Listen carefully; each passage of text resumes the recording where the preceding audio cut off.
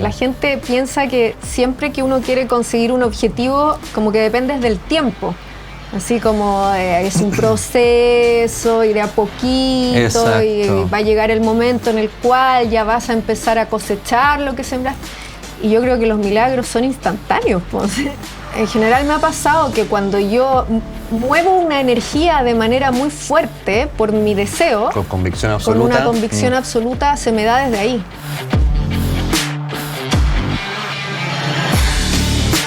Listo, entonces voy. ¿Qué tal, mis queridos amigos? Un gusto saludarles hoy día en un nuevo capítulo de Elemental con una invitada espectacular que tenía tantas ganas de tener acá.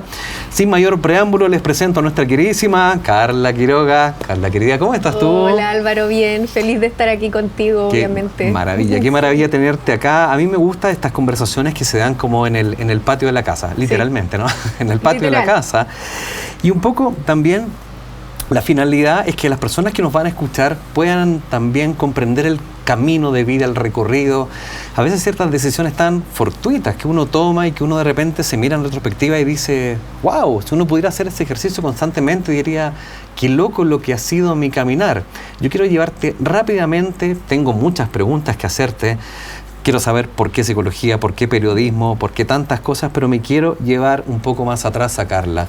Una Carla en el colegio. Hablemos de octavo básico, primero medio, una Carla más desordenada, curiosa, inquieta, anotaciones negativas, positivas. ¿Quién era Carla Quiroga en el colegio? Si bien pasé por distintas etapas, generalmente fui una niña bastante sobreadaptada. ¿Sobreadaptada? Sí, muy tendiente al estudio, muy aplicada. Bien portada, diríamos, en el fondo. Sí, bien portada. Sí. Siempre fui súper matea. Tenía como una noción de la prolijidad en el estudio. Era como una ratita de biblioteca cuando estaba en el colegio. ¿Eso viene dado por algo de infancia? ¿En tu casa siempre se estiló mucho el estudio, un poco la importancia que tenía el rigor académico, o fue algo espontáneo netamente tuyo? Mira, por un lado yo te diría que hay parte de herencia de mi papá, que mi papá siempre se dedicó a leer, a escribir, tenía un instituto de lectura veloz. A mí me gustaba ir con él, entonces siempre crecí entre libros, viéndolo a él hacer clases, mucho de aprendizaje. Entonces por ese lado era innato, pero también por el lado de mi mamá, yo te diría que lo único en lo que mi mamá me exigió fue en lo académico. Claro, mi mamá nunca estuvo ni ahí con que yo cocinara, ordenara, limpiara, hiciera las cosas como domésticas en la casa, le daba exactamente igual, pero en lo académico siempre fue muy exigente. O sea que aquí incluso había como de 6 para arriba, por lo menos, si no vamos a tener problemas los dos, una cosa así. Sí. Perfecto. Sí. ¿Con el resto de los hermanos, son más hermanos ustedes? No, soy hija única, entonces. Más encima, especial, todos los focos puestos en ti. Exacto. Entonces, de alguna manera esa confabulación, más encima tú, que te salió natural ser una hija bien portada de estudiante, porque puede pasar de repente al revés, sale la hija rebelde que se nos escapa, no fue el caso. No fue el caso. En cuanto a tu forma de ser, quiero encaminar un poco la conversación hacia, yo estoy pensando en la Carla psicóloga. Entonces, ¿se empieza a manifestar en algún minuto en el colegio ya tu interés? Pues sé que hay periodismo también entre medio. Sí. ¿Cómo se empiezan a definir estos dos rumbos? A veces uno no lo tiene tan claro. ¿Hay algo de eso ahí? O sea, la psicología siempre me llamó la atención. Como te decía recién, mi papá tenía un instituto de lectura veloz, pero él empezó a interesarse mucho después por la programación neurolingüística, por la inteligencia emocional, y empezó a escribir muchos libros de autoayuda. No te puedo creer, a título de él, así porque él quiso, o tenía también él tenía una educación ligada a aquello, a esos temas. Él era pedagogo, especialista en psicología del aprendizaje. Y le empezó a interesar el aprendizaje, pero el aprendizaje de la superación de las personas. Entonces se empezó a meter mucho ahí y yo siempre resoné y sintonicé. O sea, cuando veía la casa llena de libros de superación personal, yo los agarraba y los leía siendo súper chica. Algo de eso hay entonces. Sí, de todas maneras. O sea, siempre a mí me gustó la psicología, po. Y después, así como hito, me acuerdo que en el colegio me empezaron a hacer clases de psicología y filosofía y a mí me volaba la cabeza, o sea, me fascinaba. Sí. En los tiempos que a veces en los colegios se daban, yo me acuerdo que tuve también asignaturas que después tú te acordarás que en un tiempo se pensó incluso en eliminar estas asignaturas, como que se decía que servían para nada. Sí. ¿Cuál es tu apreciación sobre esa frase tan literal como vamos a eliminar asignaturas que no sirven para nada como la filosofía? ¿Cuál es tu sentimiento acerca de eso? No sirve para nada en cuanto a la producción, claro, y la productividad, pero en cuanto al ser, sirve mucho. Capacidad reflexiva. Exacto. Obviamente me habla de una visión de la sociedad que espera que todos estemos en producir nomás y la emoción, el ser, el aprender de uno mismo no importa mucho. Exactamente. Por eso que ahí estas asignaturas también contribuyeron un poco a reafirmar tu interés que ibas por ese camino. Sí. O sea, 100%. 100%. Nunca tuve duda, cuando entré a la universidad tampoco, nunca fue un motivo así como, ay, no sé si me gusta esta carrera. Súper clara. Clarísima. Ni matemáticas, ni no. Por acá íbamos nosotros. Sí, de todas maneras. Eso podríamos decir que entraste de cabeza ya al estudio de la psicología. Sí. En el transcurso del estudio, uno también siento que empieza a especializarse dentro de la carrera. Hay ciertos temas de interés. Uno siempre escucha, por ejemplo, el psicólogo que es clínico, el otro que es laboral. ¿Lo tuyo ¿a qué rama iba? ¿Cuál era tu interés principal en la psicología en relación a las personas después? Siempre me gustó la psicología clínica, siempre. Pero lamentablemente, cuando yo estudié psicología, cuando tú terminabas la carrera, para entrar a trabajar en clínica tenías que estar acreditado y en ese momento significaba tener un posgrado. Entonces, claro, perfecto. Pero lo cual era imposible si estabas recién egresado, pues. Entonces tenías que esperar 3 años más para recién empezar a trabajar si te gustaba la clínica. Entonces lo que la mayoría hacía era entrar a laboral. Perfecto. Que era algo donde no te pedían una especialización ni nada, sino que bastaba con que tú tuvieras tu título de psicólogo. Entonces entré a trabajar como psicóloga laboral y estuve en eso un montón de tiempo, hasta que me aburrí porque nunca fue lo mío. Por eso te dio un poco la experiencia y un poco lo que te exigían para entrar a la clínica. Exacto. Brevemente quedémonos en esa etapa entonces de la Carla psicóloga laboral en el fondo. ¿Algo rescatable de ese aprendizaje?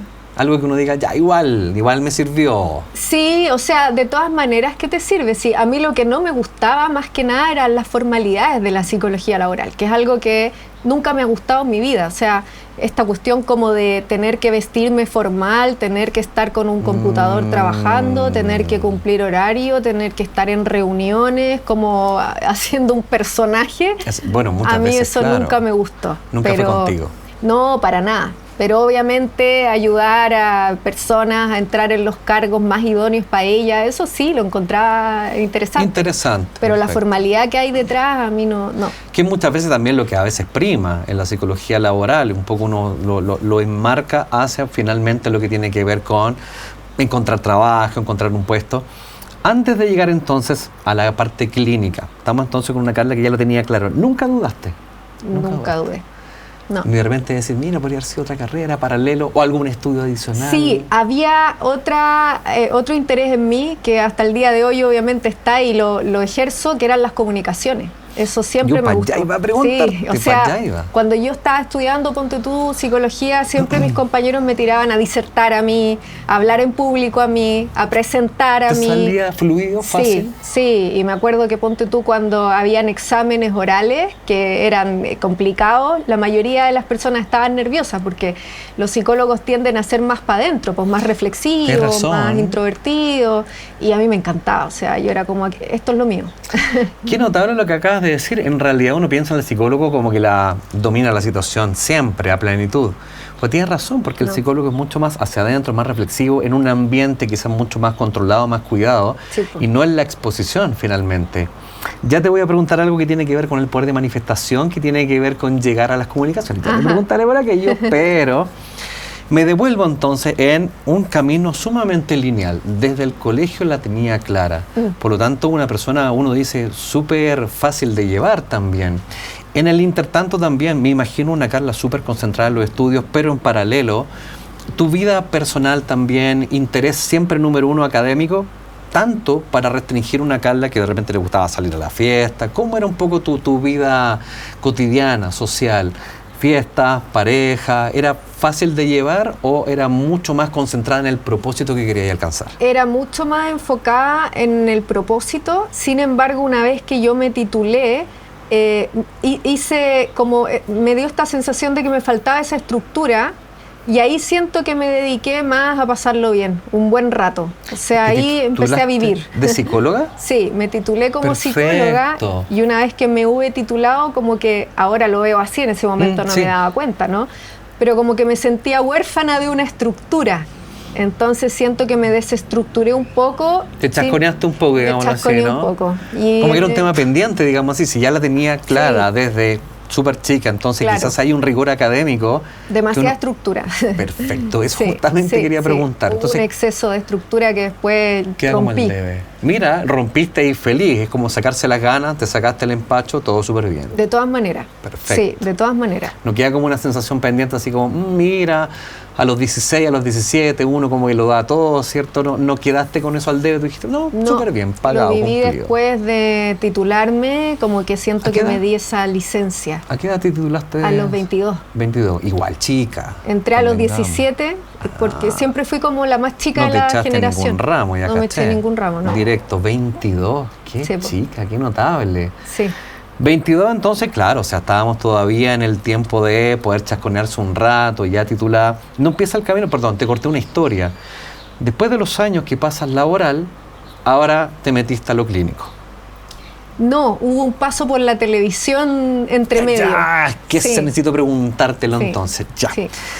Yo escuché por ahí, o vi por ahí, algo que igual va a tener que ver con esta conversación y queremos que sea una parte central, que un poco yo conozco más a la Carla actual. En el fondo, desde que nos conocemos, es más la que yo vengo viendo hace unos 5 o 6 años. Me acuerdo que nos juntábamos en la oficina cuando hicimos la lectura de la Carta Astral, 2018 creo que puede ser por ahí. A esa Carla conozco yo. Entonces hay un pasaje que justo me topé que decía el poder de la manifestación. Cuando uno habla de los conceptos de la manifestación, igual son conceptos contemporáneos, pero tú la tenías súper clara. Y ese poder de manifestación llega un día en que yo escucho, yo sé que voy a llegar a la televisión. Lo tenía súper claro. Cuando uno tiene tal nivel de convicción, no deja espacio a la duda. ¿Eso para ti es la manifestación? Sí. ¿Cómo se entiende la manifestación? Y finalmente, ¿ese es el paso que tú das para llegar acá? De todas maneras, o sea, de hecho tiene que ver también con lo que me estaba pasando con la psicología laboral. Perfecto, estábamos en eso. Me estaba empezando a sentir atrapada, ahogada en un mundo que a mí no me gustaba, este 3 años exceso más o menos de formalidad. 3 años llevas ya de laboral, 3, 4. No, 1 año. No. Poquito, ya estaba, pero atrapada entera, perfecto. Claro, fue como al año. No te gustaba, abiertamente no te gustaba. No me gustaba. No me sentía cómoda. No me gustaba esta sensación como de esa certeza de rutina, de todos los días lo mismo, el mismo lugar, el mismo computador, el mismo tipo de ropa. Como el día de la marmota. Ya, perfecto. Sí, a mí eso no me gusta. Me gustan los cambios en la vida. Sí, claro. Perfecto. Y me acuerdo que un día estoy sentada con un amigo conversando y le explico esto. Y mi amigo me dice, ya, pero a ver, ya, vuélate al máximo, me dice. Ya no pienses en lo que corresponde, en lo que debería hacer, en lo que estudiaste. Ni siquiera pienses en lo que estudiaste. ¿Qué te gustaría hacer ahora? Si es que nada te lo impidiera. No tenemos ninguna base, no hemos estudiado psicología, nada. ¿Qué te gustaría hacer? Y yo le digo, ¿sabes qué me gustaría hacer? Le digo, me gustan las comunicaciones. Me gustaría tener un paso por la televisión. Y eso avalado desde también que tú sabías que te gustaba, hablamos de las disertaciones, exposiciones, te salía fácil, natural. Sí. Era por ahí, ¿no? Además, no casualmente, porque no creo yo en las casualidades, mi práctica como psicóloga, yo quedé justo en Canal 13. La hice ahí. Entonces tuve un acercamiento también. Perdón, Carla. En la gerencia de estudios, haciendo estudios de rostros, de audiencia, lo que quería ver la gente, qué le gustaba, qué buscaba. Igual, qué buena experiencia. Igual. Sí, buenísima. Entonces yo le digo esto a este amigo y me dice, bueno, y trata de que se dé entonces, pues ¿por qué no probar? Y le digo, bueno, pues yo no tengo ni un contacto. Ni un pituto, no tengo convengamos. No tengo, como para entrar a pantalla, no tengo por dónde. Bueno, pero imagínatelo, me dice. Bueno, y empiezo a imaginármelo ahí, pues. Él lo hacía desde un poco la redacción normal de decir, bueno, imagínatelo, no estamos hablando de la manifestación propiamente tal, sino que él decía, juguemos a esto. Exacto, exacto. Y yo empecé a imaginarme estas posibilidades, listo. Y fíjate que al día siguiente me llama una amiga que había traído una ropa y quería hacer un catálogo de ropa y me dice, ¿tú serías mi modelo para el catálogo? Así de la buena onda. Sí, claro. Claro, y feliz. Perfecto. Y esto fue 2 días después que hicimos las fotos. Entonces, perfecto. Hago el catálogo de fotos y 3 días después de las fotos, que ya ella publicó este catálogo, al tiro, se fue todo muy express. Me llama un productor y me dice, oye, te viene este catálogo y me gustaría hacer desfiles de la ropa. ¿Tú irías a algunos desfiles? Y yo dije, chuta. Estoy reclamando porque estoy aburrida haciendo lo que hago. ¿Qué más da que empiece a probar otra cosa? Así como jugando, en realidad. Estoy chica todavía, puedo explorar. Claro. Y empecé a hacer algunos desfiles ahí, conocí a otras chicas que estaban ahí en el grupo también. Y ponte tú que 3 semanas después, una de estas niñas le da mi teléfono, sin preguntarme, a una productora de Chilevisión. Y la productora de Chilevisión me llama y me dice que está buscando niñas para trabajar en una serie que hacía Chilevisión. Como perfecto. Más o menos de actrices. Ya. Y me llama a un casting. Me dice, ya, tú tienes que venir a un casting con el director y tal día, tal hora. Una especie de actuación, en el fondo. Claro. Mira, era para una actuación. Buena. Ya. Y yo voy y fíjate que le digo al guardia que yo tengo que ir a una reunión con el director de tal cosa. Y me lleva a donde el director de un programa de televisión, no de la serie. Perfecto. Se equivoca el guardia. Claro. Equivocación, sí. Casualidad. Y este director me pregunta a dónde voy. Y me empieza a preguntar algunas cosas y me dice, ¿sabes qué? Mañana después que grabes esta serie te voy a llamar. ¡Oh, qué notable! Sí, pues. Perdón, aterricemos este momento. De repente quien nos está escuchando dirá, ya, pero quiero saber más. ¿Cómo fue el matiz de la conversación? Porque de repente hay un impacto que el director recibe de ti y dice, no es tan solo para este proyecto, me gustaría probarla en esto otro. ¿Qué crees tú que hace ese cambio? Porque son como los segundos de la vida, que ni siquiera tú estabas diciendo me la estoy jugando, fue súper espontáneo en el minuto. ¿Qué crees tú que produce el switch de cambio? Un poco tu autenticidad, tu frescura. ¿Qué fue lo que detonó que finalmente llega a la manifestación de que te teníamos en televisión? Yo creo que mi energía. Yo creo que en ese momento yo estaba con una energía muy, muy power y con muchas ganas de probar otras cosas. Claro, tenía como esas ganas de explorar, de conocer, de saber cómo era. Él habrá visto eso entonces. Y él lo habrá leído de alguna forma, claro. Exacto. Y al otro día grabo esta serie, este capítulo, y vuelvo, me llama este director a una reunión y me dice, ¿qué te parece entrar mañana al programa?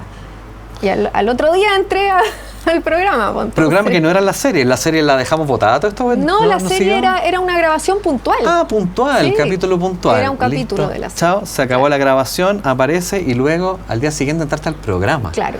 Ahí entra al programa. ¿Cuánto tiempo pasa desde que entra al programa hasta que la conversación la que teníamos con ese amigo que me comentaste que imagínate... 2 semanas, 3 semanas, más o menos. 2 semanas. ¿Cómo lo explicas ahora en retrospectiva? ¿Eso es manifestar? Sí, es que lo más increíble, claro, que la gente piensa que siempre que uno quiere conseguir un objetivo, como que dependes del tiempo. Así como es un proceso y de a poquito. Exacto. Y va a llegar el momento en el cual ya vas a empezar a cosechar lo que sembraste. Y yo creo que los milagros son instantáneos. Pues. A veces esas creencias limitantes que uno dice el que quiere celeste que le cueste, todo tiene su proceso, tienes que esforzarte primero, si no te esfuerzas no llega. No en creo. Este caso no es, exacto, no. A mí en general no se me ha dado así. O sea, en general me ha pasado que cuando yo muevo una energía de manera muy fuerte por mi deseo, con convicción absoluta, con una convicción absoluta, se me da desde ahí. No se me da tanto desde el trabajo. No. Qué ganas de profundizar en eso, en realidad, y lo voy a dejar pendiente como temática, porque a veces uno de repente, he visto opiniones, efectivamente, de otras personas que dicen la manifestación es falsa, por ejemplo. Y es falsa porque uno de repente se queda con la idea del famoso secreto. No sé si, bueno, yo creo que seguro conoce el libro, El Secreto.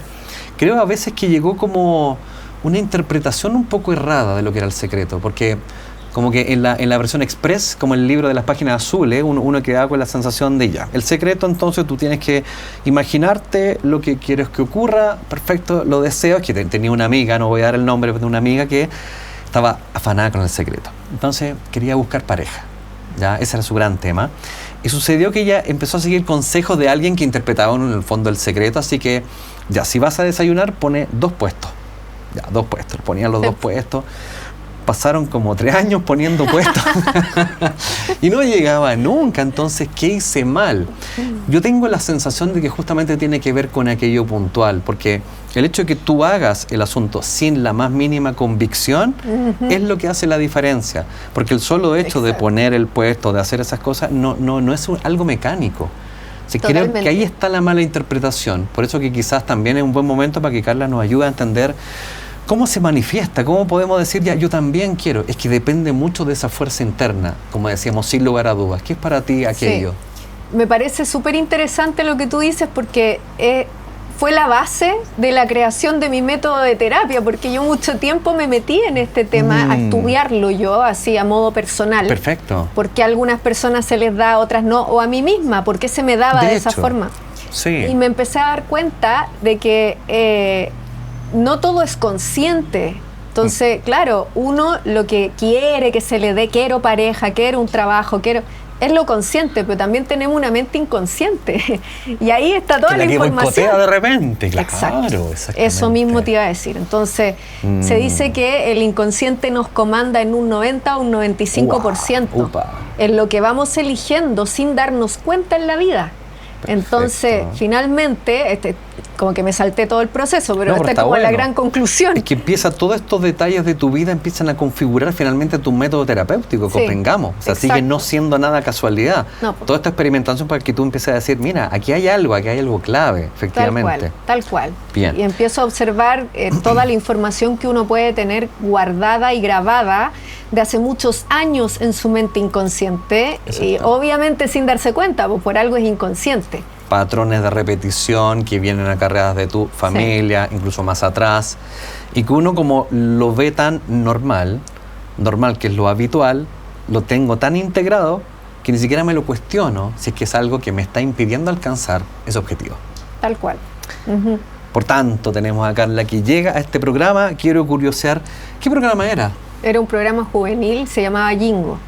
Jingo, me sonó Jingo, pero no te recuerdo allí. ¿Cuál era tu rol en Jingo? Yo era coanimadora y lo que a mí me tocaba era hacer los backstage. O sea, yo estaba todo el programa, pero yo estaba como en función del elenco, que eran los participantes que participaban de competencias, básicamente ellos, de baile, de canto, y a mí me tocaba hacerles las entrevistas antes de ir a participar, cuando volvían, y ahí estaba yo como en ese rol de coanimadora. Convengamos que te acomodaba entonces, porque un rol como de entrevista. Claro, era un rol de entrevista, y que justamente era como la semillita de lo que yo quería ir desarrollando, que tenía que ver con irme a las comunicaciones.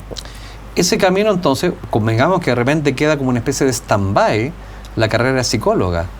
Poco stand-by, ¿cierto? Porque se va a las comunicaciones. Ahí te estoy tratando de hacer dudas del camino y dices, la comunicación es lo mío, ¿tengo ganas? ¿O nunca la psicología estuvo en duda? Nunca estuvo en duda, porque yo en paralelo estaba todo el día consumiendo psicología, leyendo psicología, y seguía en mi búsqueda. O sea, eso nunca lo dejé de ejercer un rato, sí, claro, pero no de interesarme. Además que lo que hacía yo en la tele sí me hacía dudar, porque yo decía, me gusta comunicar, pero no de este tema, po.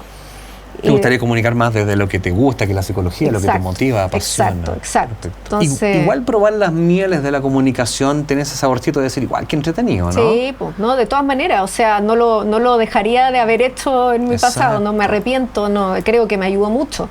Y así pasé de un programa a otro, de otro a otro, hasta que, y aquí de nuevo viene la manifestación, porque en un momento ya me aburrí, pues, o sea, dije, ya sabéis que no quiero más que me llamen para hablar de cosas que no quiero hablar. En mi investigación hay 2 programas que te quiero preguntar. Uno que tiene que ver con deportes, CDF. Otro que tiene que ver con conversación. Perdón si me equivoco, así somos, ¿o no? Está perfecto. Somos. Entonces, ¿cuál es primero? CDF. Perfecto. CDF, entonces, yo ni siquiera trato de hacer un juicio, pero una opinión personal. En el tiempo en que veía programas como CDF, yo era muy fanático de algunos programas de deporte, siento que igual es un rubro bastante masculino. Sí. Y donde entra la mujer y tiene que entrar pegando codazos. Por lo tanto, casi masculinizarse un poco. Y creo que en la interna probablemente haya sido un camino con hartas piedras, e incluso bastante como que te sirvió para generarte cuero de chancho de repente, como uno dice en la vida. ¿Es tan así? Sí, de todas maneras. O sea, de hecho ahí surge mi decisión de estudiar periodismo, por lo mismo que dices tú, porque si bien yo entré a CDF, pasé todos los casting, pruebas de cámara, me hicieron ensayos, me prepararon para dar las noticias, igual llegó el prejuicio, ¿no? Ya, pero ¿por qué ella va a hablar de fútbol si no es periodista? Y empezó... Ah, era el prejuicio de que no eras periodista. Por ahí iba, ya, claro. Perfecto. Por ahí, o sea, bueno, hacia allá lo canalizaban, yo creo. Supongo, para poder denostarte un ratito gratuitamente, por porque ahí, sí. Periodista no es cosa que yo sepa de lo que estoy hablando, estamos listos. Yo soy creyente al menos de eso. Sí, pues, no, yo también, pero yo tiendo a agarrarme de los desafíos y dije, ¿sabéis qué más? Estudio periodismo, pues, ¿a qué tanto? Flaming Pie, gastronomía basada en plantas, servicio de banquetería, catering, coffee break, repostería creativa, todo vegano y absolutamente delicioso. Así como algo como quien dice, voy a comprar pan y vuelvo. Esto es periodismo, ¿cuántos años? Sí. Mira, como yo ya tenía una carrera, me hicieron estos planes de continuidad de estudio y la hice en menos tiempo. Y la estudié. Se llama más o menos, una cosa así, estos programas. Y estudié vespertino. Perfecto. Me reventé porque trabajaba de día, estudiaba de noche. Sí. No quita mérito. Uno de repente dice, la estudié en menos años, no quita mérito, porque lo hiciste en la noche, más encima paralelo al trabajo. O sea, convengamos que hay un esfuerzo rudo que parece que estás bien adaptada a ese rigor. Sí, de todas maneras. De hecho, me dio mucha risa porque en el primer semestre me llegó una carta y yo dije, ¿por qué me mandan una carta de la universidad a mi casa? Y porque me había ganado la beca por rendimiento académico. Buenísimo. Entonces me gané la beca, terminé la carrera. Pero solamente la verdad es que, o sea, siempre a mí también, como me gustaban las comunicaciones, no es que el periodismo lo haya encontrado algo fome, malo, no, o sea, también tenía cierto gusto por lo que podía hacer. Perfecto. Pero en realidad mi motivación inicial fue decir, oye, si encontráis que es tan heavy ser periodista y que me va a transformar en una persona más digna de merecer algo, bueno, estudio. Y terminamos la carrera y seguías allí. Y terminé la carrera y seguía en el CDF. Perfecto. ¿Y las cosas parece que no cambiaron? No. Mira, entonces no era no era el estudio. No. ¿Qué era, a tu juicio? Uy, es que eso fue una tremenda enseñanza para mí, porque yo lo pasé mal en ese trabajo. ¿Y en el intertanto, cuántos años fueron, Carla, querida, por ahí? 3 años. 3 años pasando mal, imagínate. Sí, 3 años. Un poco sintiendo también el desaire probablemente, la denostación, y aún así llegando con el título, bueno, aquí está el título, ¿qué más quieren de mí? No, seguía un poco. Sí, po. ¿Qué crees tú que pasaba? Hay una especie de, ¿cómo decirlo?, envidia o competitividad de que el mundo masculino sienta que viene esta mujer un poco a meterse en sus bases. No sé, estoy elucubrando. Es que en este caso la cosa empezó siendo como un prejuicio global, pero después se fue derribando y las personas empezaron a ver mis habilidades comunicacionales, pero había una muy mala jefatura en ese momento. Entonces era un problema generalizado. El ambiente del lugar de trabajo estaba siendo muy caótico para todos. O sea, reuniones de sindicato a cada rato, a ver qué se hace con este jefe, a ver cómo lo sacan, a ver si lo sacan. Así era. Y todos aguantando. Po. Y al final ese jefe logra sacarme. Logra sacarme. Sí, claro. Pues logra sacar. A mí y a varios más. Y no era solo contigo. No, fue tema. En este lugar. ¿Cuál era la idea de sacarlo a todos si funcionaban bien? Lo que pasa es que fue una persona que llegó sin querer a su puesto de jefe. Ni siquiera lo quería. Fue porque sacaron a otro y él estaba a la mano y lo pusieron ahí. No había mucha habilidad de liderazgo ni nada. No tenía ganas tampoco. Entonces todos sentían como que él experimentaba una sensación de poder sacando gente, moviendo, generando como un clima medio de terror. Era como... Ahí está un poco el porqué. Sí. Quizás le gustaba un poco esto de sentir que muevo los hilos, que entretenido esto. Sí. Revolvió mucho ahí todo. Entonces... De ahí sacan entonces a Carla y aterriza en Así Somos, supongo, o hay pasos intermedios por ahí. Mira, fue así, pero no fue instantáneo al otro día, porque yo me fui de vacaciones entre medio. Me fui a Playa del Carmen, a México. Necesarias vacaciones por lo demás, Sí, ¿no? me fui. yo aquí estaba como con toda esa sensación de injusticia. Si yo en ese momento de mi vida sentía como que el mal había ganado. Uy, sí, imagínate, después de todo, más encima el esfuerzo, rigor, el mal ha triunfado. Exacto. Estoy fuera. Esa fue mi sensación. Y ¿Nunca, luego... ¿Nunca un sentimiento como de venganza? Si les voy a demostrar, nunca...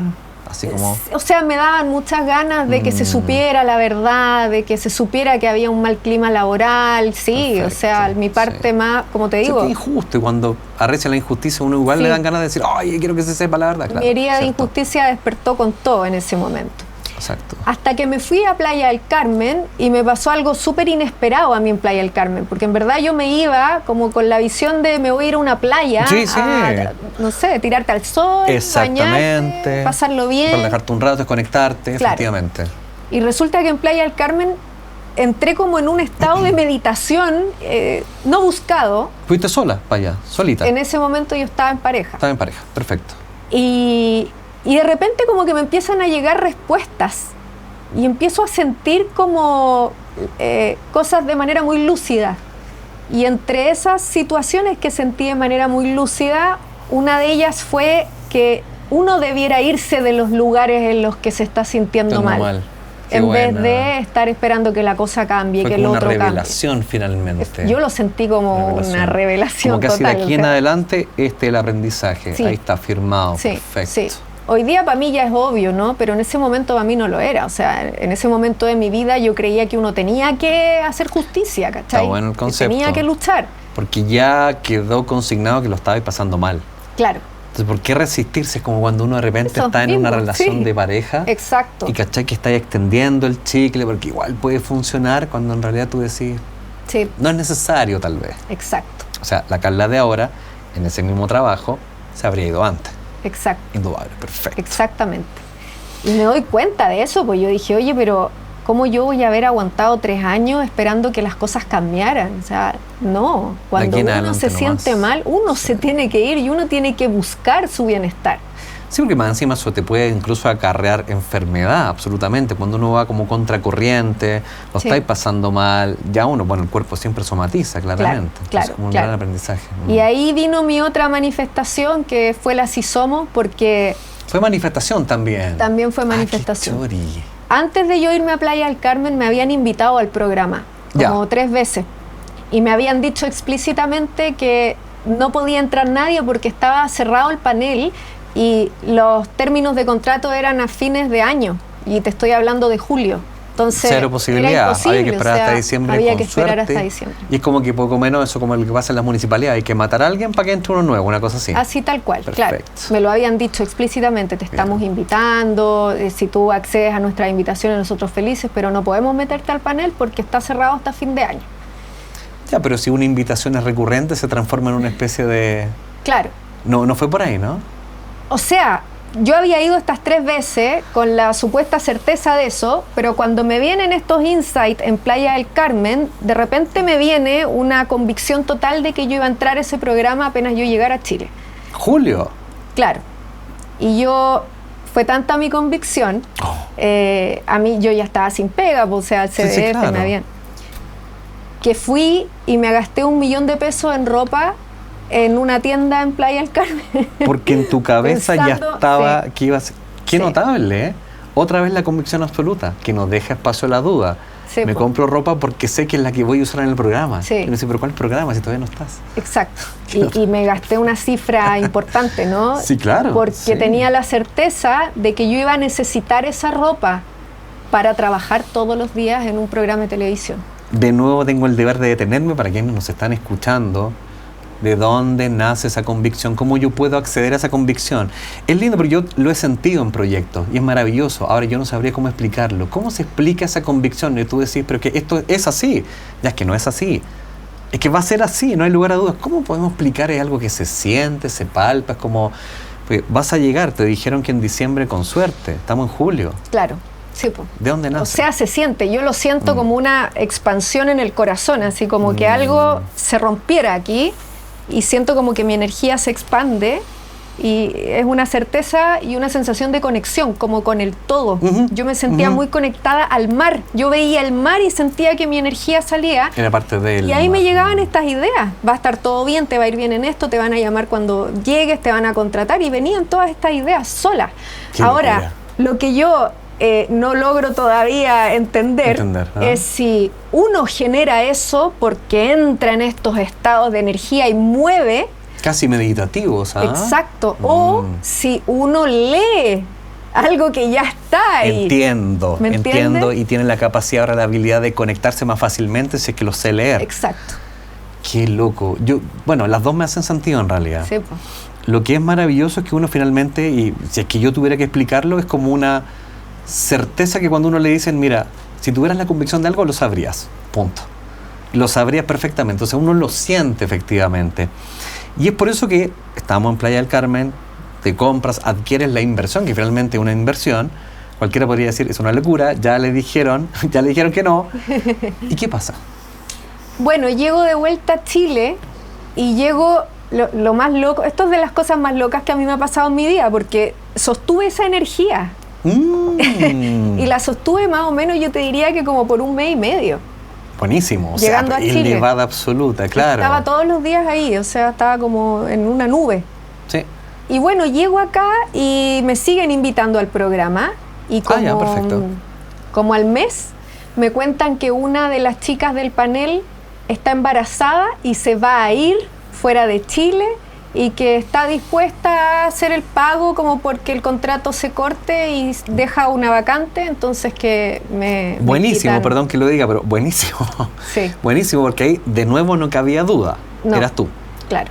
Perfecto. ¿El contexto del programa, de qué se trataba todo esto? Un poco para entender qué se hacía. Era pura conversación.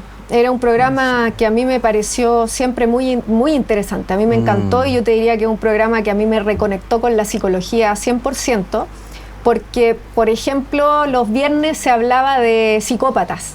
Oh, buenísimo. Entonces se hablaba del perfil, de cómo llegaron a hacer lo que hicieron, y ahí me empezaron a involucrar a mí hablando de psicología ya directamente. Estaba ahí en tu salsa, imagínate, comunicando y de psicología. Totalmente. ¿Es una mezcla explosiva o no? ¿Te encanta? Me encanta, Mira, me encanta. Perfecto. Habían días que se hablaba de espiritualidad y también ahí involucrábamos la psicología. Había días que se hablaba de astrología. Perfecto. Era un programa de conversación, básicamente, de temas muy interesantes. Entendido, perfecto. Entonces te sentías súper cómoda. Y es muy como, cómoda.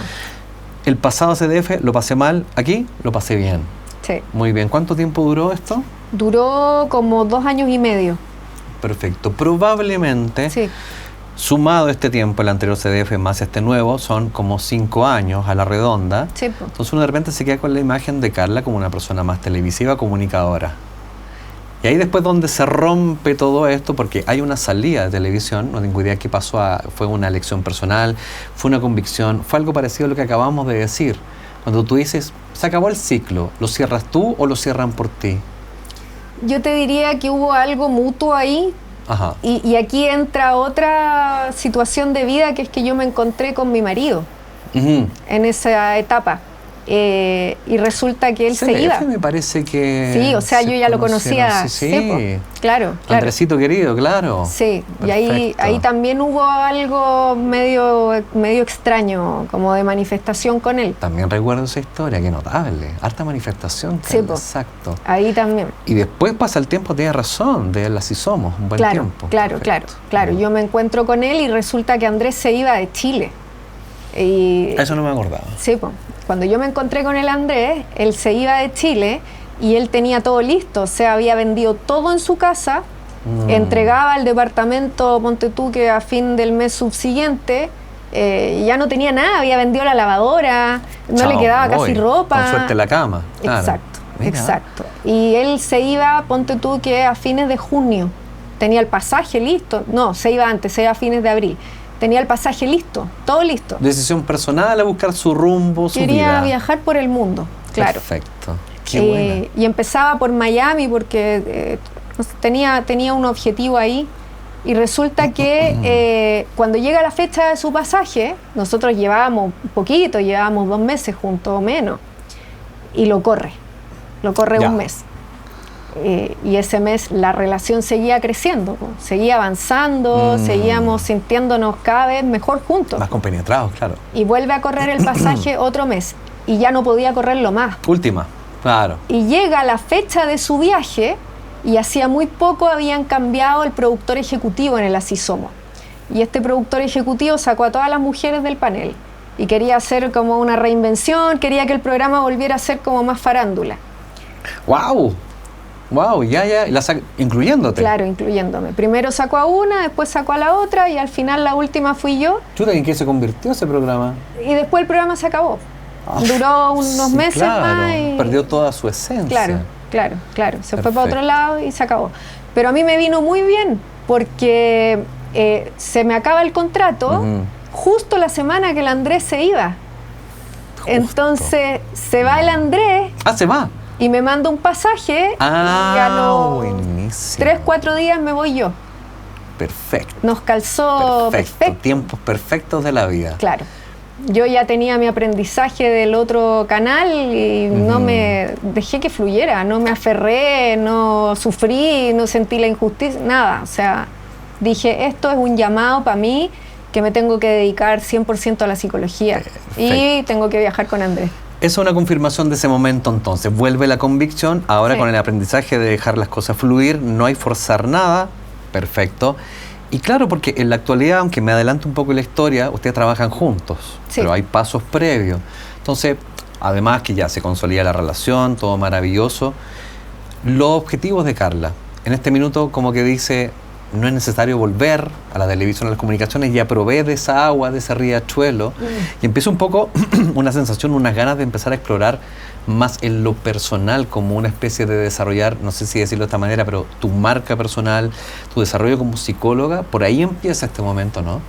O sea, también tú tuviste que ver en un momento. Me acuerdo, 2018. Sí. ¿Qué monos pinto yo? Fue justo que yo me fui sí, tenés razón, 2018. ¿Verdad que tú me dijiste que estabas como terminando un programa? ¡Ay, qué loco! Bueno, casualidades de la vida. Perfecto. Yo me fui a ver la carta astral contigo justo cuando habían hecho este cambio de productor ejecutivo en el programa. Exacto. Entonces yo ya estaba viendo como para dónde iba a cambiar el cauce del río. Y yo veía que él quería llevar el programa para otro lado, ya había sacado a una de las chicas, estaba por sacar a la otra, yo ya presentía. Y me acuerdo que yo te pregunto, porque yo en ese momento dudaba mucho, pues yo decía, chuta, ¿será que yo tengo que aprender a adaptarme a estos contextos, a estas jefaturas que cambian, a estas jefaturas que quieren otra cosa de ti? Y me tengo que adaptar, no importa, forzosamente, a veces, claro. Y me acuerdo que tú me dices que yo tengo la casa del trabajo en Leo. Maravilloso. Entonces que yo no tenía que tener jefe porque como que yo soy mi protagonista. Me acuerdo que me lo explicaste súper bien, que yo tenía que mandarme sola básicamente, y yo tenía que hacer lo que yo quería y yo poner mis reglas, mis límites y todo el tema. Cuando uno escucha eso, en este caso el astrólogo que te dice, obviamente hay una parte que tiene que resonar en ti. Porque si uno lo piensa de otra manera, es descabellado. Te estoy diciendo algo que quizás nunca he hecho antes. ¿Cachai? Entonces, tiene que haber resonado, haber dicho, tiene sentido, puede ser. Sí. Porque fácilmente yo podría haberte dicho, mira, no, en realidad aquí sale muy bien la facultad de ser una gran empleada, sueldo a fin de mes, pero no, apareció en la lectura esto otro. Entonces, ¿resuena contigo esa idea? Total. O sea, me hizo sentido de partida porque yo me sentía como león enjaulado cuando tenía jefatura. Sentía que veía cosas que mis jefaturas no veían y casi que yo tendría que haber sido la jefa del jefe. Para tomar las directrices, exactamente. Pero no podía decirlo porque eran los jefes, entonces no me acomodaba para nada ese rol. Siendo que nunca fuiste independiente antes, siempre tuviste jefatura. Pero fíjate que ponte tú cuando yo estaba en la universidad o en el colegio, yo ponía las directrices en los trabajos de equipo, grupales, en los grupos, yo sabía para dónde tenía que ir la cosa, cómo hacerla, yo siempre ese rol súper bien. De todas maneras. Perfecto. De todas maneras. Ahí está la resonancia entonces.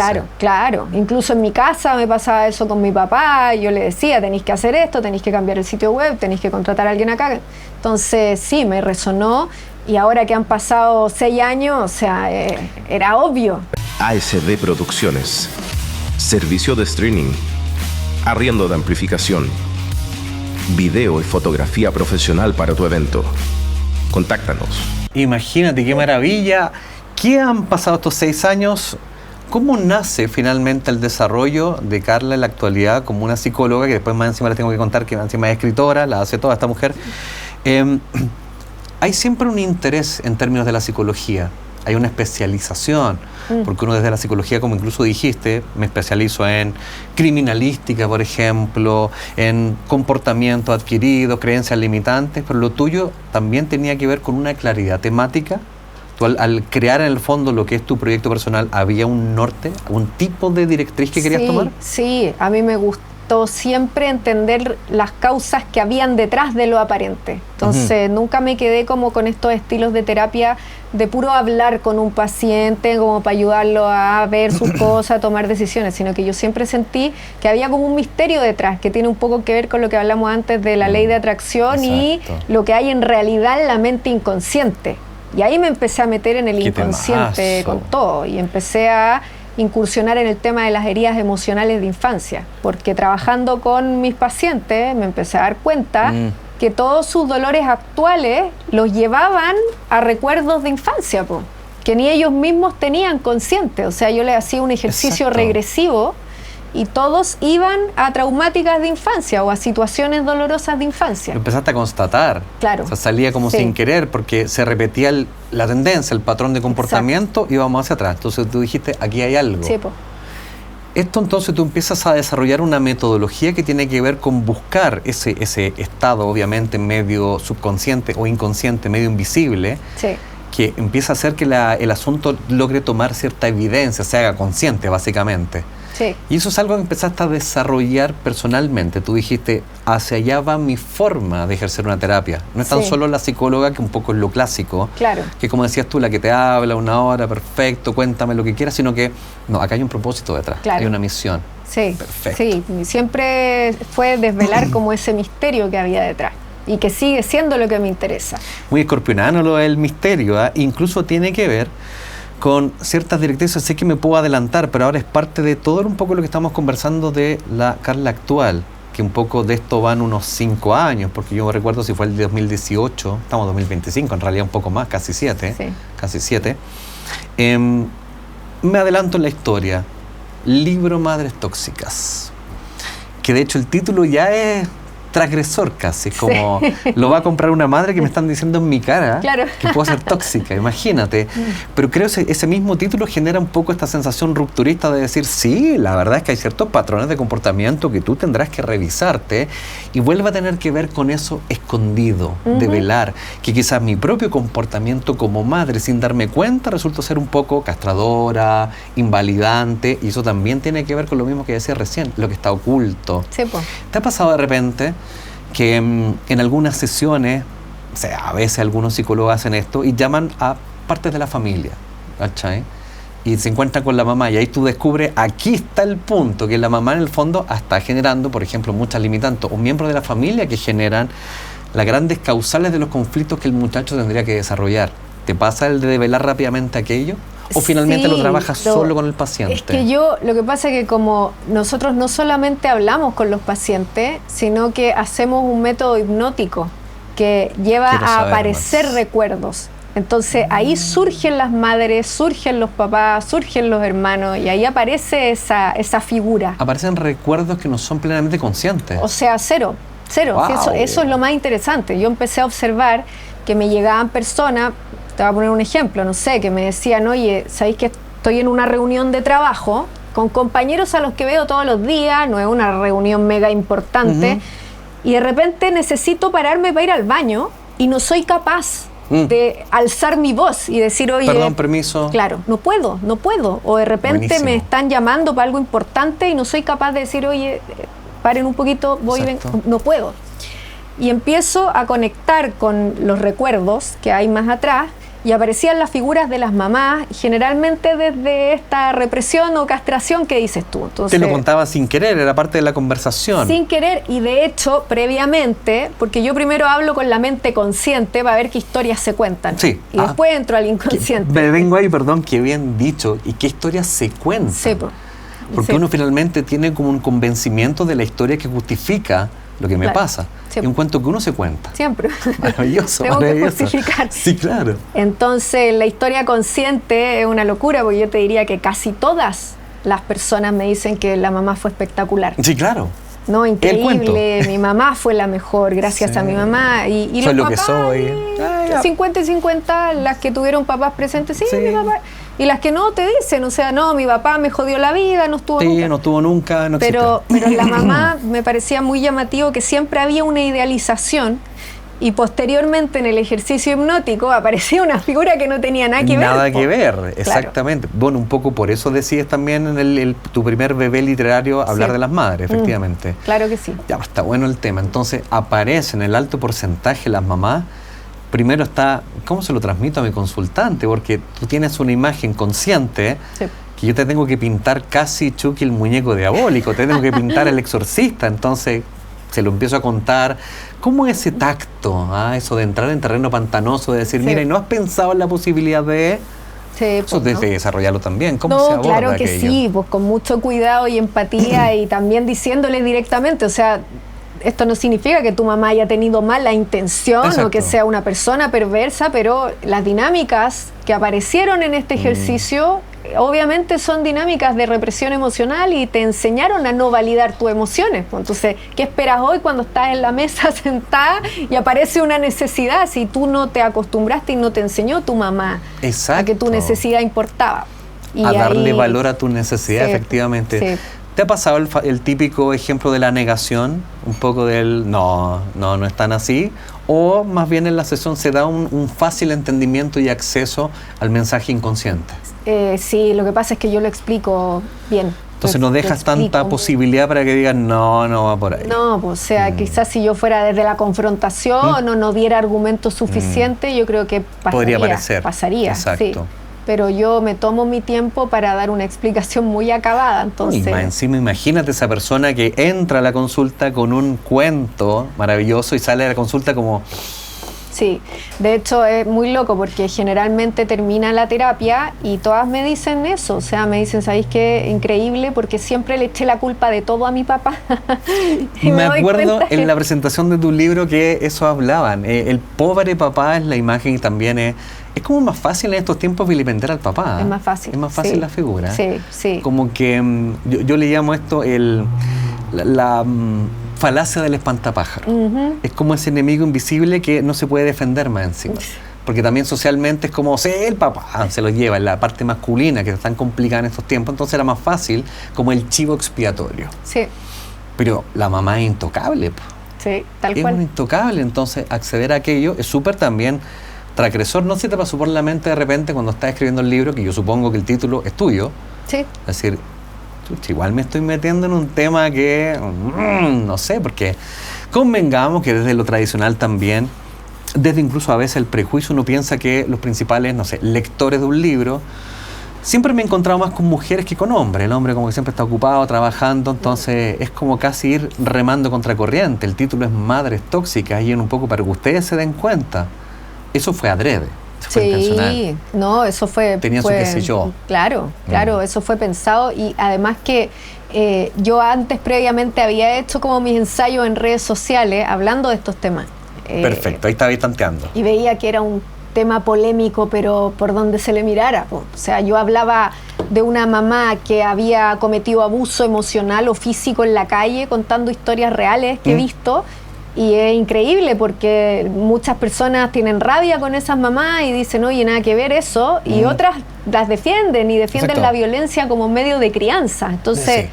A mí me gusta igual incursionar en temas medianamente polémicos. No me gusta escribir más de lo mismo que todo el mundo ya sabe, ¿no? Que ya porque sabe. es obvio. Exacto. O sea, me parece que no contribuyo como al pensamiento crítico sobre un tema, po. Volvemos igual al cuero de chancho necesario, porque igual te expones, Sí. te expones y tiene que haber pasado, o sea, te tienen que haber hecho puré en las redes sociales en ciertas temáticas puntuales. Sí. ¿Cómo está sí. el cuero de chancho en ese respecto? Mira, la verdad es que yo tengo días y días. Ya. Hay días que veo esos mensajes y ni siquiera me detengo. Y hay días que contraargumento, o sea, me dan ganas de entrar en el debate. Y hay debate, porque yo de lo que me he dado cuenta es que la gente tira la piedra, le propone debate y no hay debate de vuelta. A veces sí, pero los argumentos son muy débiles, o sea, justo ponte tú ahora me está pasando porque hace como 3 meses, y ya fue hace rato, yo subí un video contando de una mamá que vi en un parque que estaba enojada porque su niñita de aproximadamente 2 años no se quería bajar del juego. Ya. Y la mamá fue a los gritos con la niñita y le dijo... 2 años, perfecto. Pásame, y la niñita iba a tomar agua. Dice, pásame el agua porque no te voy a dar más. Y se guardó el agua en la mochila y la niñita con un calor, muerta de sed, quiero agua, mamá. No hay agua. Castigo. Claro, en castigo le quitó el agua para sacarla, del juego. Y a los gritos, con violencia, o sea, no fue ni siquiera como que tú dijeras, no, si fue tierna y creyó y se equivocó, no, era una agresividad terrible. Y ya mi mente ya piensa dónde entrar a defender esa crítica, ¿cachai? Qué loca en la mente, es como, sí, pero entiende la Carla que la mamá está cansada, quizás cuánto le insistió. Sí. Exacto, hay argumentos de defensa. Y curiosamente ese video yo lo subí hace como 3 meses, le fue bien al video al tiro, pero ahora como que se reactivó. Entiendo. Sí, como que resucitan a veces ciertos videos y generan nuevas polémicas. Se me reactivó el video estos días, entonces estoy en plena etapa de recibir de los dos lados. De los dos lados. Personas que argumentan muy bien por qué la violencia no es un método de crianza y otras que dicen más o menos lo que dices tú, que aparte hay que decirlo, o sea, se está abriendo como una corriente de que está bien para algunas situaciones, de mucha compasión con las mamás que están cansadas, que están sobrepasadas, y ya está bien. Pero la gente toma eso para justificar la violencia. Exactamente. Y son 2 cosas que no tienen nada que ver, es como mezclar peras con manzana. Una cosa es que tengan compasión conmigo porque estoy cansada y me quiero dormir mi siesta y por favor, marido, abuelos, ayúdenme con el niño. Justificar la forma. Y otra cosa es decir, oye, pero está súper bien que gritoné, mechoné, le quite el agua a tu hijo, no, pues, entonces, ¿qué está pasando? ¿No? Se mezclan las cosas. Se mezclan tan fácil que finalmente resultan ser súper como compensatorio, pero en el fondo era necesario que lo hiciera de esa manera por esto y lo otro. Claro. ¿Te pasa y tu sensación finalmente en términos de que uno mira la generación anterior, por ejemplo, y no está tan lejano, nuestras mismas mamás, por ejemplo? Y tengo la sensación de que tampoco había tanta herramienta de dar la posibilidad de entendimiento para que los mecanismos adquiridos en la infancia de los niños que nacen con estas mamás pudieran, por último, entender qué es lo que estaba pasando para decir, capto por qué mi mamá funcionaba de esta manera. Creo que esto igual es algo bastante contemporáneo, ¿no lo ves tan así? O al menos el que la psicología alcance mucho más a un factor más vox populi, creo que es más contemporáneo, estoy hablando de las últimas décadas.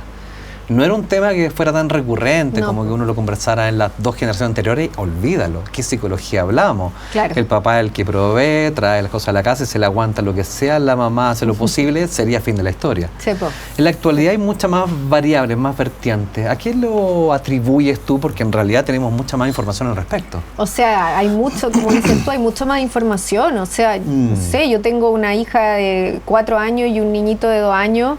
Y obviamente que me he interesado en leer de crianza respetuosa, en leer a pediatra, en buscar información en YouTube incluso. O sea, es tan fácil hoy día, ¿no? No tengo acceder a la información. Claro, no tengo que ir con un especialista, pedirle hora, hablar de esto necesariamente. O sea, acceder a información es tan fácil. Entonces, eso a mí me hace mucho más llamativo aún que hoy se siga teniendo este argumento de que, bueno, mira, para contarte una anécdota, ¿no? Hace unas semanas atrás estuve en una reunión social con mis niños, con mi marido y con más personas, y en un momento mi hijo de 2 años se pone a llorar. Como niño de 2 años, ¿no? Ni me acuerdo por qué estaba llorando. Tiene 2 años, convengamos. Estaba llorando porque sí. Y una de las personas presentes dice, en mi época esta cuestión se solucionaba de un solo zapatazo en la cabeza. No te puedo creer así. Sin sutileza, directo. Sí, y con las ganas de que tú escucharas. No, me lo dijo a mí. Ah, te lo dijo directo. Sí, claro. Mira, linda sutileza. Esta cuestión se solucionaba de un solo zapatazo en la cabeza, me dice. Y no volaba ni una mosca después. Sí, claro. No, claro, o sea, claro, obviamente que así es fácil, o sea, así cualquiera cría niños enrielados, ¿no? Así cualquiera cría niños, que zapatazo listo, se acabó toda la disputa, o sea, que un poco en astrología tiene que ver con Cronos, es como en los tiempos que gobernaba Cronos, que era el gran dictador, no volaba ni una mosca, sí, claro, así re fácil en el fondo, exacto. Sí, pero lo que yo encuentro lamentable, más allá de la anécdota, ¿no? Porque me lo dice justo a mí, yo digo... Peor todavía, pero a propósito, claro, es pensar que hay personas que realmente siguen justificando esas cosas. No lo creen. Y que es lo que yo veo con estos videos que yo hago. O sea, lo creen. Y lo creen y lo defienden porque lo creen que era una manera que antes era mucho más fácil, el niño no molestaba. Entonces vemos el resultante del producto, el niño no molesta en la mesa, entonces de para arriba funciona. Se le valora, claro, claro. Pero no sabemos la castración que genera el comportamiento del niño. Claro, aparte eso te habla también de una sociedad súper adultocéntrica, porque en el fondo es como estar esperando que los niños sean como adultos y funcionen como adultos, cuando un niño de 2, de 4, de 6 años ni siquiera tiene el lóbulo prefrontal totalmente desarrollado como para tener una autorregulación en su conducta. Es imposible. Es imposible. 4 años. Y algo que también yo veo mucho en los comentarios de mis videos es que el niño como habrá sido. Exacto, quizás bien mal portado el niño, quizás era un demonio. Aprovechando off the record, nosotros empezamos esta conversación hablando justamente ahora de tu experiencia como mamá. Experiencia como mamá que uno de repente dice, wow, qué duro es la experiencia de mamá, pero al mismo tiempo, en realidad, bueno, la gran mayoría me dice, pero es algo inconmensurable, es como una de las tareas más gratificantes de la vida. ¿Para ti es similar? Sí, o sea, obviamente uno siente una amplia gama de emociones, porque sí, lógicamente que la maternidad cansa un montón y un temazo. Y te cambia la vida. Claro. O sea, yo te venía contando que hemos viajado harto con mi marido y nuestros hijos. ¿Verdad? Juntos. Exacto. Y hace poco estuvimos en Buenos Aires y a mí normalmente cuando yo iba a Buenos Aires me gustaba recorrer las calles de Buenos Aires, caminar, vitrinear, mirar, entrar a las librerías, quedarme 2 horas en una librería. Y esta vez con mis niños tuve que ir a los bosques de Palermo a mirar animalitos, tuve que ir al jardín japonés. Los sitios, jardín japonés, está todo sentir qué lindo por lo demás, claro. Pero es otro, el panorama cambia. Pero en un momento obviamente uno dice, chuta, vine a Buenos Aires a venir a mirar el bosque, no nada que ver, pues para eso me voy al sur en Chile. Exacto, para acá. Pero se asume también como parte de, o sea, yo siento que uno cuando es mamá de niños chiquitos, tiene que estar dispuesta a entrar al mundo de los niños chiquitos. Porque si no, tu vida va a ser un infierno. O sea, si estás todo el rato pensando en lo que podrías tener y por culpa de los niños que son chicos no los podéis tener, es estar en la resistencia total. La resistencia constantemente. Y eso genera un nivel de frustración impactante. Sí. En ese sentido, entonces, también alcanzaba a hablar contigo algo que también quiero que un poco lo externalicemos. Cómo el niño, esto lo conversaba también con un doctor, es como el comportamiento del niño a veces ni siquiera responde a parecerse a ninguno de los papás en su forma de ser. Esa personalidad que, por ejemplo, tiene una de tus hijas, que es activa, juguetona, buena para el riesgo, ¿cómo lidiamos con algo que parece que no es natural ni en tu familia ni en la de Andrés? Entonces estamos en el foco, no sé si están así, pero enfrentándonos a alguien que, wow, no tengo las herramientas porque desconocía este tipo de comportamiento. O sea, primero, tenemos una hija que qué maravilla que nos está mostrando un nuevo aprendizaje, porque no era tan común en mí. ¿Cómo se aborda eso? Claro, mi hija es muy distinta a mí en ese sentido, po. Como te decía yo antes, yo cuando chica era sobreadaptada, o sea, yo... Bien portada, académica... Y yo siendo súper chica, no sé, a los 4 años yo jugaba con mis muñecas sentadita o pintaba sentada. Lo que uno diría maravilla de hija, erróneamente también. Claro. ¡Qué maravilla de hija! No, pues hay una inexpresión ahí, obviamente. Pero mi hija no, pues mi hija es arriesgada, es inquieta. Si yo cuando ella era chiquitita, al 1 año y medio o 2 años, yo le regalaba una muñeca y ella experimentaba tirándola del piso 12 a ver cómo se caía. La tiraba para abajo. Claro. ¡Qué buena! Eso era, así jugaba las muñecas ella. Porque notable, su experimentación era propia, quería investigar. Sí, es válido. Tiró perfecto. la mitad del departamento por la ventana, así literal. A veces no solo muñecas, tiro otras cosas, de todo. Cosas nuestras también Te entre medio. imaginabas, exacto. Yo pasaba bajando a cada rato y siempre tenía mucho miedo que le cayera a alguien en la cabeza también. Alguien pudiera pasando, claro, qué miedo. Perfecto. No pasó nunca. Sí, y por lo menos nosotros tenemos un departamento que ve hacia el patio del departamento, porque si hubiera dado a la calle ahí habría sido peor, ¿no? Sí, está cerca un parque bien grande, recuerdo. Claro, bien bonito. tenemos un patio ahí mismo, Patio entonces interior, lo que perfecto. cae de la terraza caía al suelo el patio. Pero claro, ella sí es parecida a Andrés, porque Andrés siempre fue muy deportista, muy atlético, muy de moverse. Ahí vienes ahí de lo inquieto un poco. Sí. Y yo creo que ahí fue fundamental él. Porque cuando íbamos, ponte tú, a la plaza, al parque, y la Anastasia tenía 1 año y medio. Perfecto. La Anastasia se colgaba de esas monkey bars y ¿Un quedaba año? sí, pues, eran en un techo, colgando, y yo atacada porque obvio, oye, se pues va a si caer. 1 año se va a caer, se va a desnucar. Claro. Tenemos a Anastasia colgando como monkey. Carla de ataque.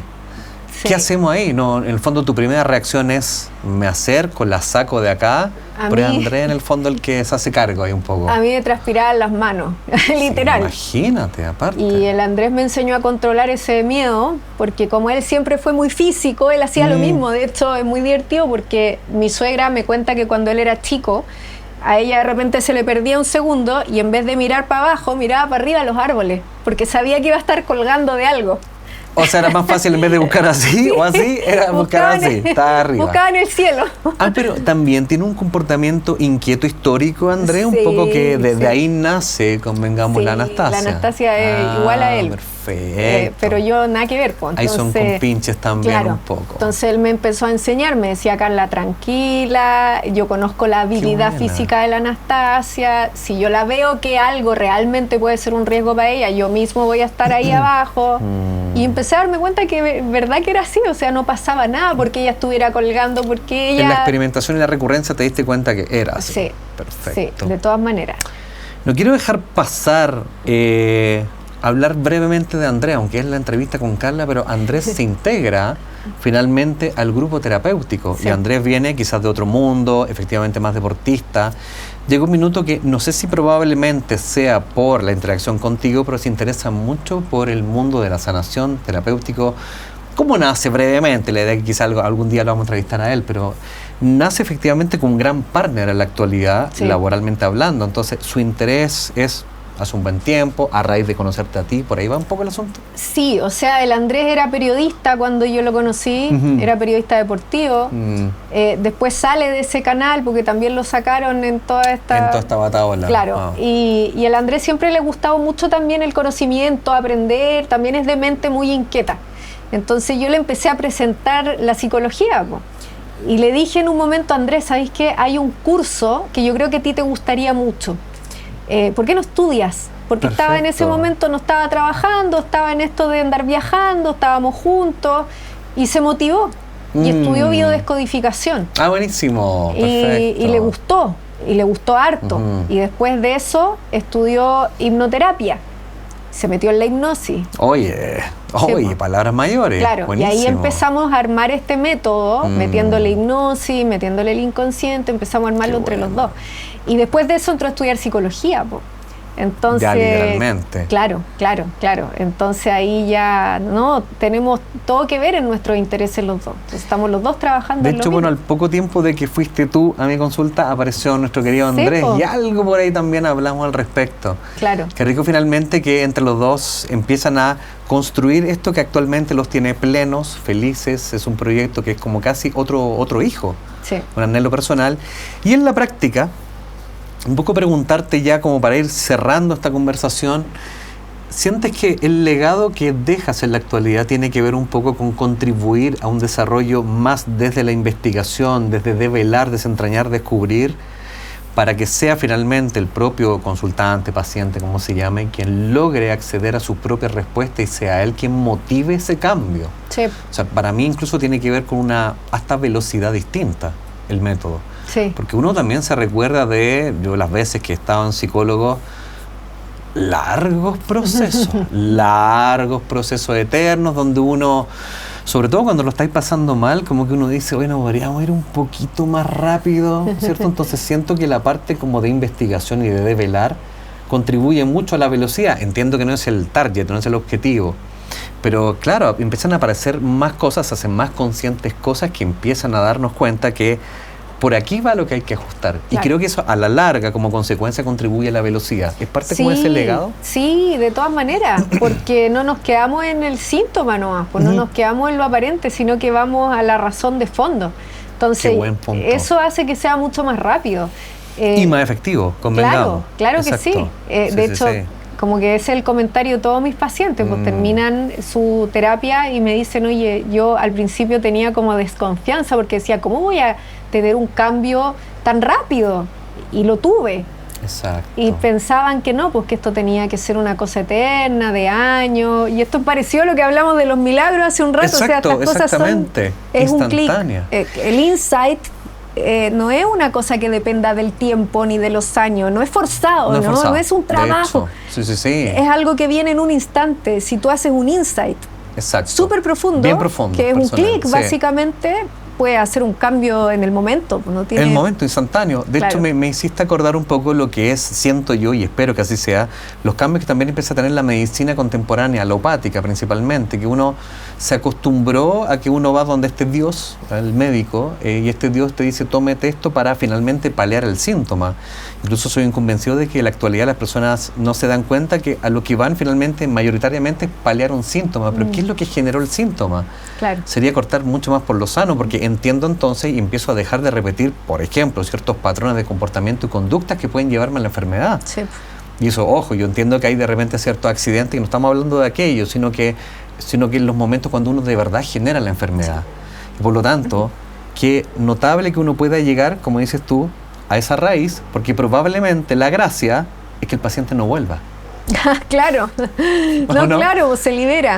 Exactamente, y uno dice, pero ¿cómo, Carla, estáis haciendo esto si va contra el negocio? Claro. La idea es que el paciente vuelva, ¿no? Pues la clave es que no vuelva, que es un poco lo que me pasa a mí con la carta astral, es como, la gracia es que no vuelvas. Sí, pues. Porque tienes tus herramientas claras. Sí. Y un poco eso también la finalidad, ¿no? Sí, y me pasa también, o sea, que yo termino procesos y de repente aparecen estos pacientes 1 año, 2 años después, escribiéndome. Y me dicen, oye, mi vida cambió sí, nunca volví atrás. Porque el cambio es sistémico, es real, es profundo, es desde lo que está originándolo realmente, porque la gente nunca sabe que viene de ahí, por lo general. Las personas piensan que es de ahora, o sea, no sé, me dicen, oye, leo del merecimiento, pero no me siento merecedora, no sé por qué, porque yo tengo un problema y nací así y soy así. Estoy fallada. Claro, y en terapia se dan cuenta que no es que son así y esto es de ahora, no, esto fue aprendido. Y cuando te das cuenta cuándo fue aprendido, con quién fue aprendido, tienes la posibilidad de reaprenderlo. Todo es aprendido en algún momento. Desaprender para volver a aprender, exactamente. Exacto. Frase, mi querida Carla, que dejarles a nuestros amigos que están escuchando. ¿Cuál es la importancia de la terapia? A veces uno dice, cuando tenga tiempo, voy a terapia. Pero es más importante también tener los canales de diversión, tiempo para la buena pichanguita. La terapia es como casi un lujo de repente. ¿Qué sería ese mensaje que nos daría Carla para dejarlo como en referencia a terapia para la gente? ¿Un lujo o algo que debiera ser mucho más rutinario incluso? O sea, para mí es un desde en la vida. Un desde. Yo creo que todos estamos en un proceso vital donde estamos aprendiendo. Y si no queremos mirar lo que nos trae el conflicto actual, porque todos vivimos problemas, conflictos, situaciones, obstáculos de repente, no tiene por qué ser grave y terrible y tragedioso, o sea, de repente quiero hacer un negocio y no sé por qué siempre se me cae la idea, no me resulta, me pasa algo, y las personas tienen muy normalizado como, ya bueno, así es la vida, nada que hacer, chao, no lo hago, sigo, no me resultan las cosas, piloto automático, chao, no claro, entonces hacer ese llamado, o sea, si uno se detuviera y trabajara en esas situaciones que no se le dan en la vida, las cosas cambiarían. Esto es como a lo que te resistes, persiste de Jung. Exactamente. Si yo me dejo de resistir, porque no mirar es resistirme. Exacto. No querer hacer terapia es resistirme. No quiero ver hacerse que loco, yo... resistirse. Claro, no Exacto. quiero ver que yo puedo hacer algo. No quiero hacer algo, porque la vida hoy es muy inmediata y la gente quiere la pastilla mágica, olvidarse, ya no. Rápido, prefiero hacerlo corto. Exacto, prefiero estar sedado, así, anestesiado por la vida y no sentir nada. Pero el problema se me va a seguir repitiendo y la única forma de que no se repita más es entrar ahí y es ver de dónde viene y solucionarlo. Exactamente. Y ahí te cambia lo que viene hacia adelante. Pero uno tiene que tener esa decisión y esa intención. Claro, si no la tiene cada quien, nadie lo puede obligar. Es como intentar evangelizar a alguien que no tiene ganas de ser evangelizado. Claro, no, como ¿para qué? Pues, no. Obligar a despertar a alguien que no quiere despertar. El capítulo de hoy y nuestro programa se llama Elemental porque tiene que ver un poco con la identificación de los elementos. Si yo me pongo a pensar en ti, para mí tú eres agua, para mí. Porque tiene que ver con la conexión con lo sensitivo, entrar en temáticas mucho más de asertividad, tacto, tino. ¿Para ti estarías de acuerdo con mi aseveración? Sí, totalmente. Perfecto. De hecho, yo soy ascendente Cáncer. No lo recordaba, tú lo sabes, así que maravilloso. Sí, elemento agua es el que te representa. ¿Lo sabías antes de la sesión conmigo que eras ascendente Cáncer? No. ¿No? Qué maravilla. No, fíjate que no. Tremendo mensaje. O sea, tener ascendente Cáncer es casi maternar. La persona que su actitud ante la vida es maternar, cuidar, escuchar, entender, proteger, nutrir, sanar, etcétera, etcétera, etcétera. Entonces es algo que va contigo en tu desarrollo de esta personalidad de tu actitud ante el mundo. Así que, Carla querida, más que nada agradecerte esta conversación. A mí me encanta un poco estos programas porque son de esta conversación fácil, rápida. Partimos de un recorrido que es una Carla del colegio hasta llegar a esta tremenda profesional que, si uno se da cuenta y escucha el relato, no hay nada tan extraño ni tan imposible. Así que quiero agradecerte la visita de hoy, más que nada, y sobre todo desearte mucho éxito en lo que se venga adelante. No, muchas gracias a ti. Yo también feliz, obviamente, de esta instancia. Y me encanta también que estés sembrando esto de mostrar un poco más allá a las personas y poder conversar de temas tan profundos. O sea, son conversaciones profundas. Así que me parece estupendo. Gracias, mi querida. Amigos míos, nos vemos en el próximo capítulo de Elemental con un nuevo invitado. Hasta la próxima. Arrivederci. Chao, chao.